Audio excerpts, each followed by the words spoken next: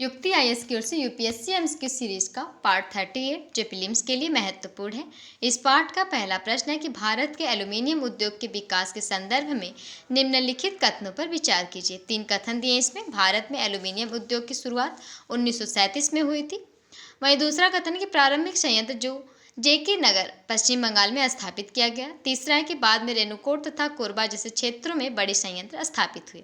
4 विकल्प है, केवल 1 और 2, केवल 2 और 3, 1 और 3, 2 तीनों सही है, या केवल 1 और 3 सही है। सही विकल्प हो जाएगा ऑप्शन सी, 1, 2 और 3 तीनों कथन सही है। अगला प्रश्न है कि एल्यूमीनियम उद्योग के स्थान निर्धारण के संदर्भ में निम्नलिखित कथनों पर विचार कीजिए। 3 कथन दिए इसमें, जिनमें से यह उद्योग अत्यधिक विद्युत ऊर्जा की मांग करता है। दूसरा है कि इसलिए यह सामान्यतः जल विद्युत परियोजनाओं के निकट स्थापित किया जाता है। तीसरा है कि इसका प्रमुख कच्चा माल बॉक्साइट है जो प्रायः पठारी क्षेत्रों में पाया जाता है।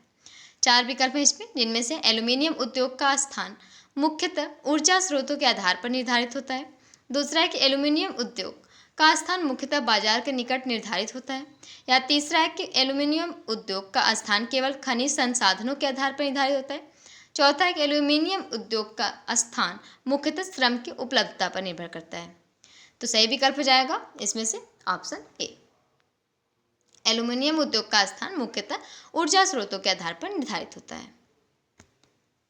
इस पाठ का अंतिम प्रश्न है कि विजयनगर इस्पात संयंत्र के स्थान चयन के संदर्भ में निम्नलिखित कारकों पर विचार कीजिए। 4 कारक दिए इसमें।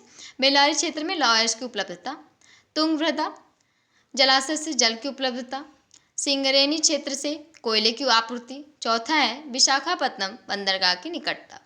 4 विकल्प दिए इसमें, केवल 1, 2 और 3, केवल 1, 3 और 4, केवल 2 और 4, या 1, 2, 3 और 4।